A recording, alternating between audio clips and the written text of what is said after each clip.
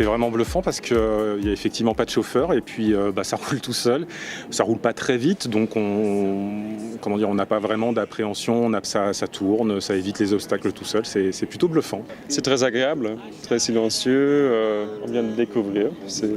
Oui, c'est tout à fait agréable. Donc toute une série de capteurs qui vont permettre au véhicule de saisir l'environnement dans lequel il va se trouver, en assurant la sécurité des passagers à bord et bien évidemment des personnes qui sont autour du véhicule. Effectivement, transport d'usagers sur la voie publique, mais ça peut être aussi dans les hôpitaux, dans les parcs d'attractions.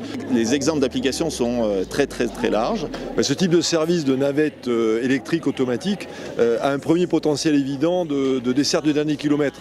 Ici à Confluence, on voit quelle était la problématique. Vous avez une ligne de tramway, puis ensuite vous avez un quartier qui s'étale sur 1 kilomètre, 1,5 kilomètre, ce qui est trop long pour les gens pour marcher à pied. Donc aujourd'hui, les gens ne prennent pas le tramway, ils prennent leur voiture pour aller travailler.